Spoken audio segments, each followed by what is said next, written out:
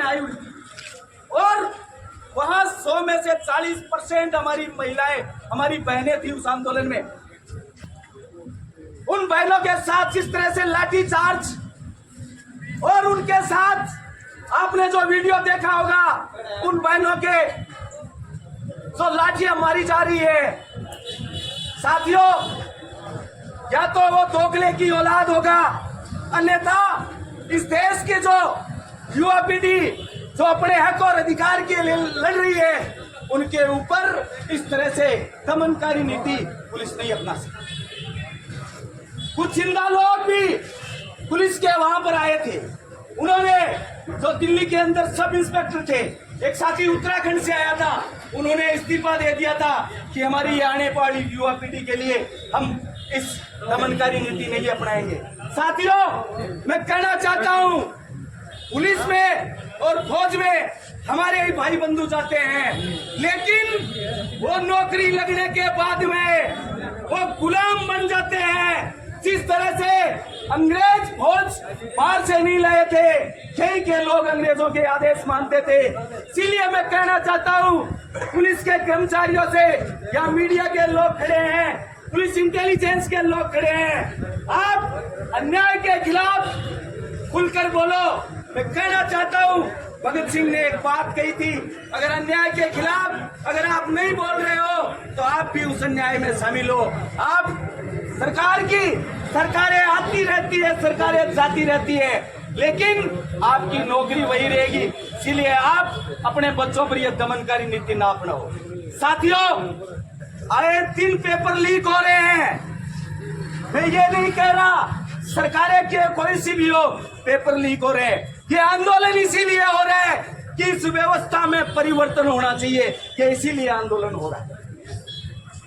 ताकि इस्तीफा इसीलिए मांग रहे हैं कि चाहे आने वाला कोई भी मंत्री हो, वो सोचे कि अगर किसी भी प्रकार की पेपर लीक हो, चाहे रेल दुर्घटना हो, उनकी लापरवाही होगी तो हमें इस्तीफा देना पड़ेगा। इसीलिए वो जिम्मेदारी निभाए, अन्यथा वो कुंभकर्ण की नींद सोते रहेंगे। साथियों, इसीलिए मैं कहना चाहता हूँ, घर वालों को डिटेन कर लेगी आप दिल्ली।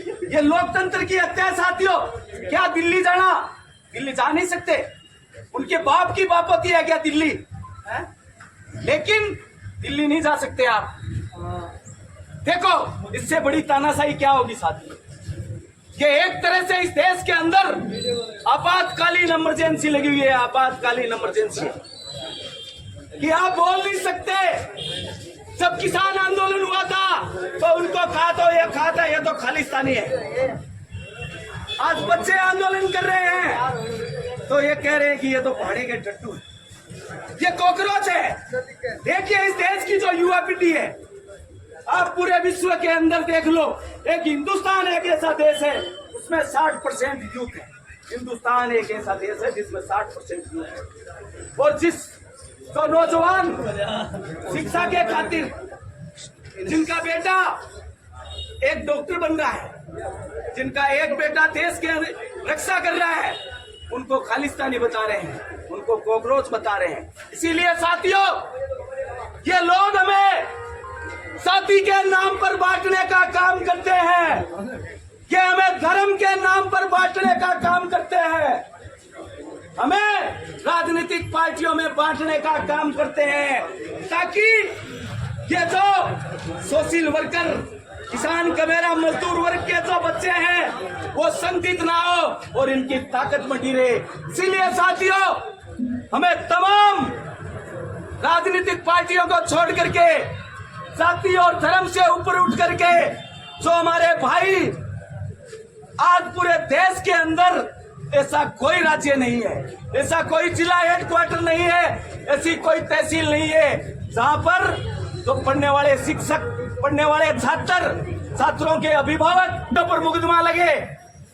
इसीलिए साथियों, हमें सभी को अनुशासन के साथ और संयम के साथ आंदोलन करना है, ताकि हम ये लड़ाई जीत सके। सरकार को ये पता नहीं था कि ये चिंगारी पूरे देश में लगेगी। इसीलिए साथियों, ये नौजवान, देश के शहीद भगत सिंह ने 23 साल की उम्र में फांसी के फंदे पर चूम लिया था। आजादी भगत सिंह को नहीं चाहिए थी, लेकिन उसने एक बात कही थी कि आप मुझे मार सकते हो लेकिन मेरे विचारों को नहीं मार सकते। आज हजारों की लाखों की तादाद में भगत सिंह पैदा है साथियों।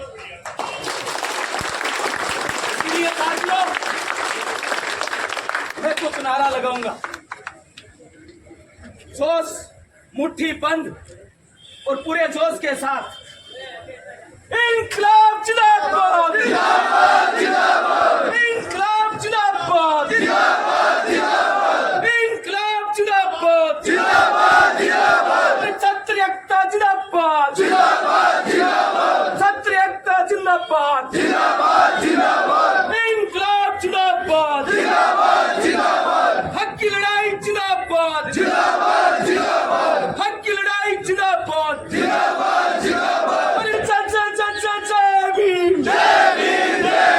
साथियों ये ताकत इस बाबा साहब के संविधान ने दी है हमें कि आज इस गांधी चौक के अंदर हम खड़े होकर के सभा कर रहे हैं। जय भीम, जय भीम, जय भीम, इनकलाब जिंदाबाद, जय हिंद।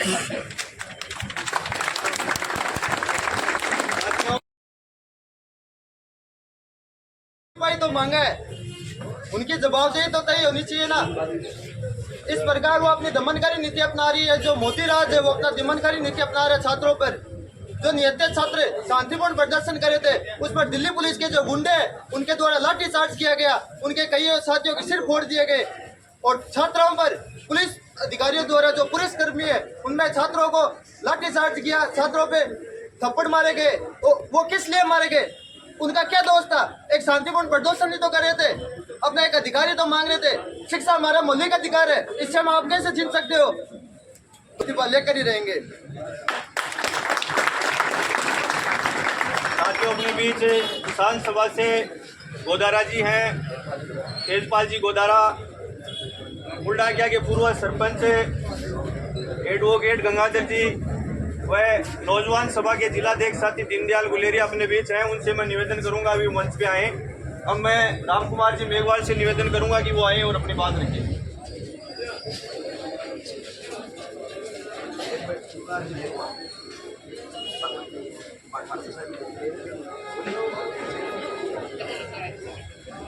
पिछले दिनों से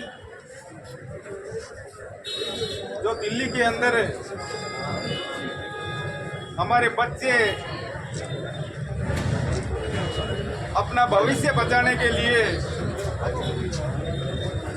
जंतर मंतर पर संविधान के दिए हुए अधिकार की वजह से एक प्रोटेस्ट कर रहे थे कि हमारा भविष्य कैसे बचे। वर्तमान में जो शिक्षा मंत्री है उस शिक्षा मंत्री की गलत नीतियों के कारण बार बार पेपर लीक हो रहे थे। बच्चे कह रहे थे कि हम तैयारी करते हैं और जब परीक्षा देने के लिए जाते हैं तो पेपर लीक हो जाता है। इसलिए वो मांग कर रहे थे, मोदी जी पढ़ गया, जब भी पढ़ना है, मांग कर रहे थे कि ये शिक्षा मंत्री मोदी जी अच्छा नहीं है, इसलिए इसको हटा दिया जाए। पढ़े रहने दो एक बार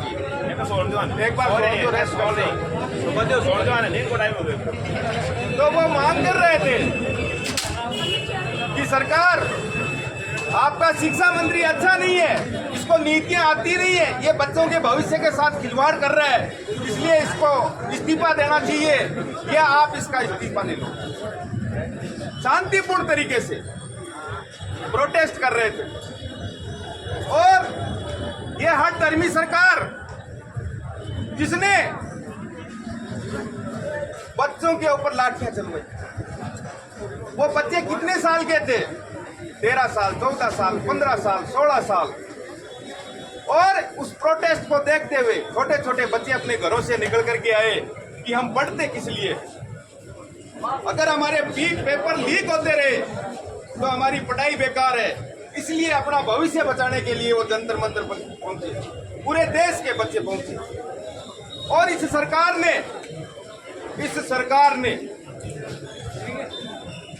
उन पे लाठियां बरसाई, उन पे इतना अत्याचार किया खुद गाड़ियां भर भर के लाए पत्थरों की और कहा ये बच्चे लेकर के आए। उनके ऊपर इतनी बर्बरता से लाठियां बरसाई, उनके ऊपर पानी बरसाया, उनके ऊपर पत्थर मारे गए, रात को उठा लिया, उनको खाने तक नहीं पहुंचने दिया।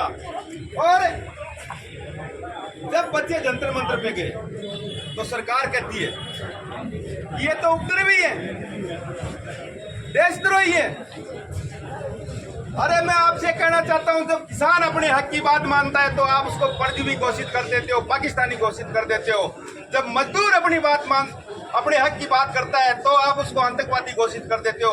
किसान अपनी बात करता है तो उसको आतंकवादी घोषित कर देते हो। छात्र अपनी बात करता है तो उसको आप आतंकवादी घोषित कर देते हो। व्यापारी अपनी बात करता है कि हमें हक दो, उसको आप आतंकवादी घोषित कर देते हो। अरे हम आतंकवादी है तो आप क्या है? अगर हम आतंकवादी हैं तो ये आतंकवादी हमें मंजूर है। दोस्तों, मैं आपको बताना चाहता हूँ, ये सरकार भ्रम पाल रही है। 2014 में ये जो बच्चे खड़े हैं वही लेके आए थे मोदी करके, और आने वाले समय में यही उनको लेके बैठेंगे। इसलिए ये आंदोलन हम संवैधानिक तरीके से देश के अंदर चल रहा है। पूरे देश के बच्चे सड़कों के ऊपर हैं, और जो जिम्मेवार लोग हैं, जो बच्चों का भविष्य चाहते हैं, वो भी बच्चों के साथ लड़ोगे तो आप आगे बढ़ोगे। और ये जो धर्मेंद्र प्रधान है इस्तीफा देने के लिए ये मुकर के बैठ गया, कितने दिन रहोगे भाई? ये कुर्सी आपके बाप की बपोती नहीं है, ये जनता एक दिन हटा देगी, उस दिन क्या करोगे? और इनकी शक्लें नहीं देखी आजकल। अब मैं इंकलाब जिंदाबाद। अरे साथी जो भी साइड में खड़े हैं वो सामने आ जाए, ऐसे क्या आज ही मुड़ जाएंगे। अब मैं अपने बीच में सबसे युवा छात्र, जो अपने बीच में सबसे युवा छात्र हैं, साथी बनवारी जी बिजारनिया एडवोकेट, उनसे निवेदन करूंगा कि वो आए अपनी बात। युवा छात्र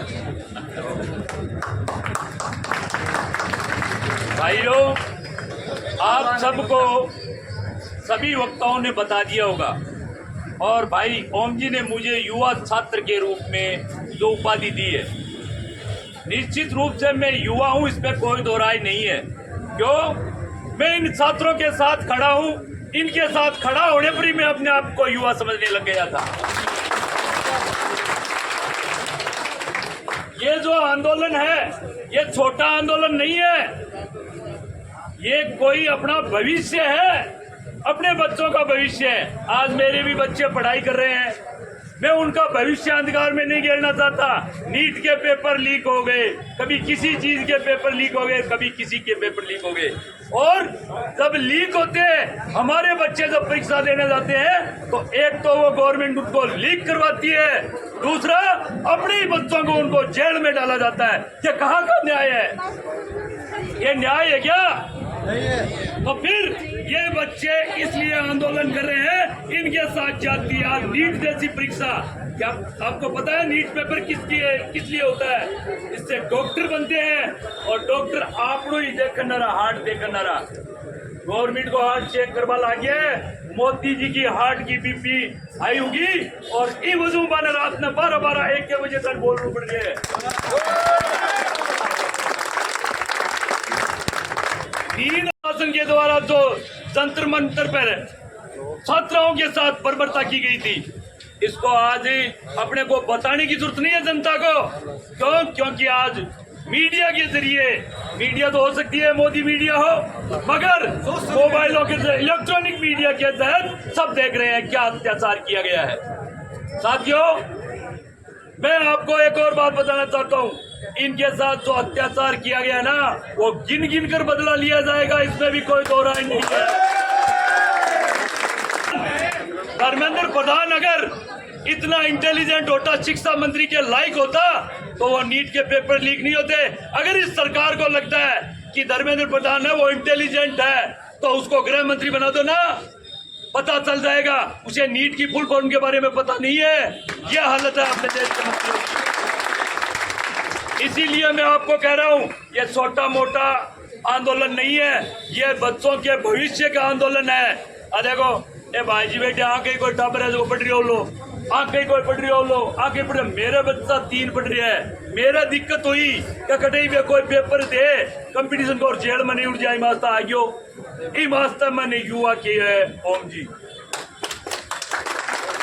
एक के साथ साथियों रामनारायण रुलानिया तो वाकई में इसने संघर्ष किया दिल्ली में जाकर अपने बच्चों को सपोर्ट किया इसने इसमें भी कोई मैं तो धन्यवाद करता हूँ अकेला बंदा जो अपने दिल्ली चला गया धन्यवाद है और हमारे ओम जी ड्यूटी साहब भी गए वहाँ इसमें भी कोई दो राय नहीं है मगर इनको दिक्कत हुई कि कहीं हमारे बच्चे का भविष्य खराब नहीं हो जाए इसलिए गए निश्चित रूप से मैं भी जाता अगर मेरे कोर्ट में तारीखें नहीं होती तो निश्चित रूप से जाता और वहां जाकर इन बहनों पे हाथ डालने से पहले मेरे ऊपर हाथ डालते मैं ये कहता हूँ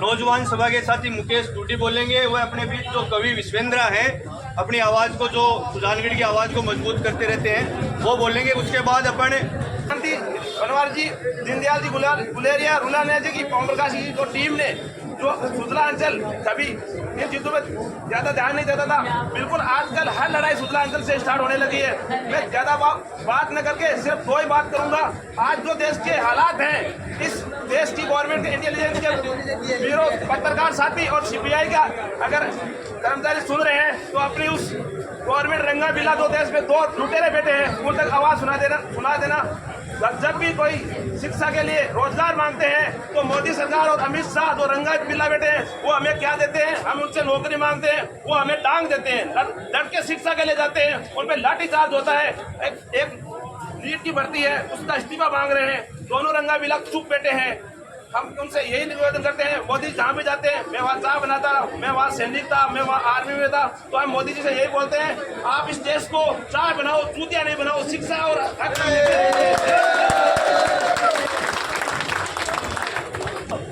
पिछले लंबे समय से आप लोग देख रहे हैं कि कहीं भी किसी भी तरह से कोई भी व्यक्ति अपने हक और अधिकार की आवाज उठाता है तो उसे या तो पार्टियों में बांट दिया जाता है या जातियों में बांट दिया जाता है या धर्म में बांट दिया जाता है। ये सरकारें आपको केवल और केवल बांटने का काम करेगी। आज आप जितने लोग आए हो कम से कम आप जो यहाँ खड़े हो ये कम से कम एक शपथ लेकर के जाना कि वो लोग प्रयास करेंगे बांटने का लेकिन हम प्रयास करेंगे उनको उखाड़ फेंकने का। मैं ज्यादा बात ना करके आपसे एक ही कहना चाहूंगा कि ये समय बड़ा प्रतिकूल है सोशल मीडिया का समय है। सोशल मीडिया पर बहुत तरह तरह के नैरेटिव फैलाए जाएंगे बरगलाया जाएगा बहकाया जाएगा उन सब में नया करके केवल और केवल अपना एक ही निशाना अपना एक ही टारगेट और अपन जिस मुद्दे को लेकर के चले केवल और केवल उस पर अड़िग रहना। जय हिंद जय भारत। साथियों सुनो सब ध्यान से सब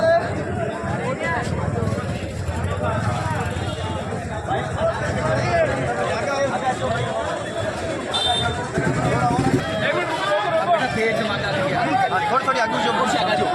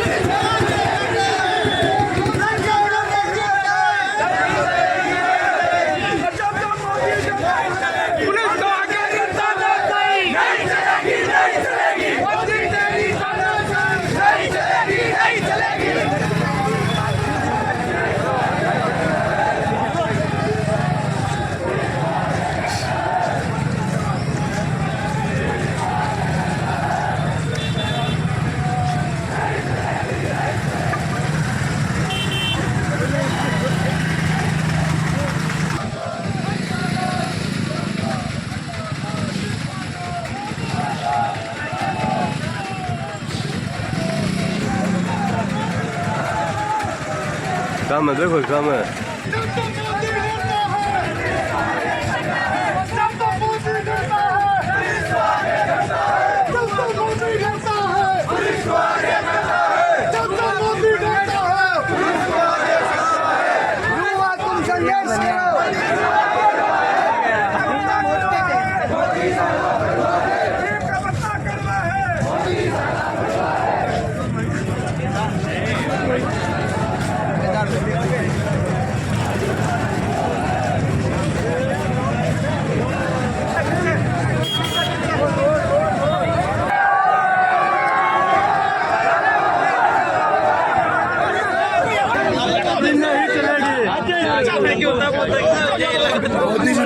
ये रहा जाओ कोई देख दो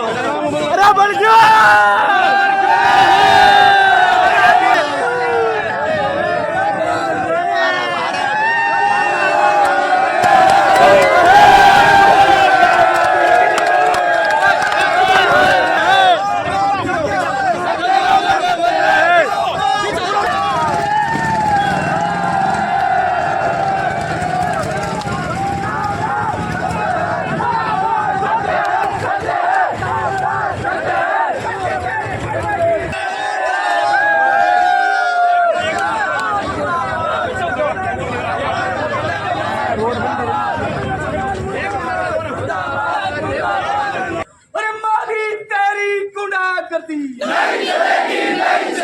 बहुत सारे साथी देख रहे हैं कि काहे बोला। साथियों, मौत निश्चित है। मैं एक बात कहना चाहता हूं, भगत सिंह ने एक बात कही थी कि मौत निश्चित है, हर व्यक्ति की आनी है, चाहे वो डर के मारे घर में दुबक कर बैठे या अपने हक के लिए मैदान में लड़े।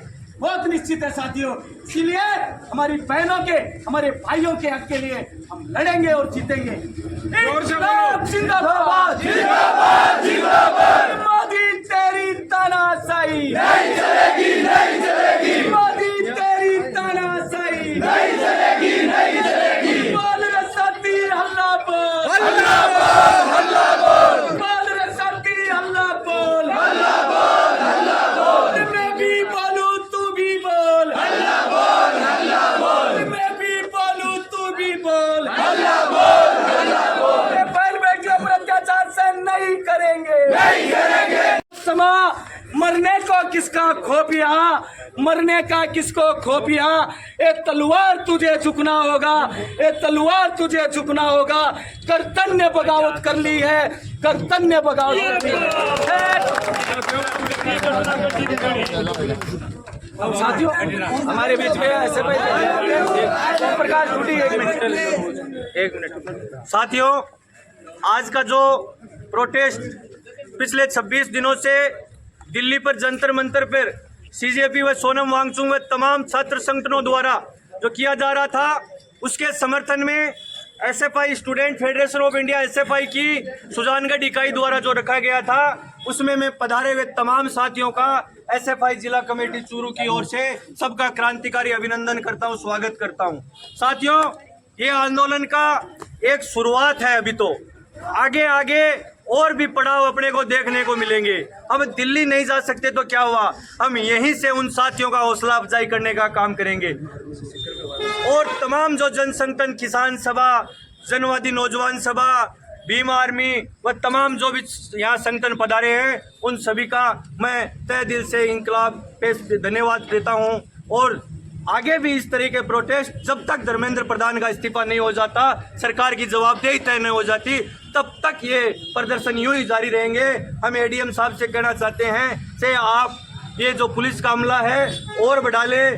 आज इस संख्या में जो एक छोटी सी कॉल पे ये छात्र पधारे हैं, कल को और भी बड़ी संख्या में छात्र आ सकते हैं। लॉ एंड ऑर्डर की जिम्मेदारी आपकी है। हम शांतिपूर्ण तरीके से अपना धरना व प्रदर्शन आगे चलाते रहेंगे।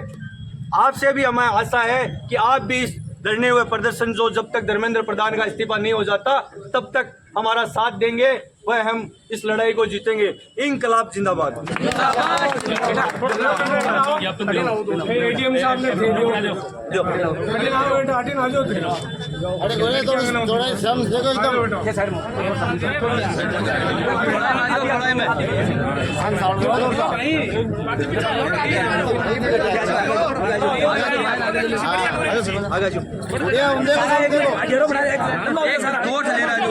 मीडिया दौड़ से थोड़ा पीछे हो, और से पीछे जो पीछे जो आ रहा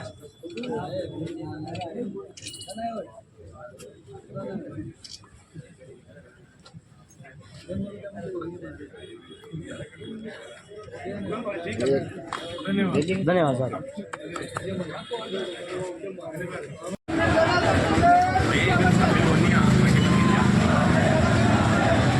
साहब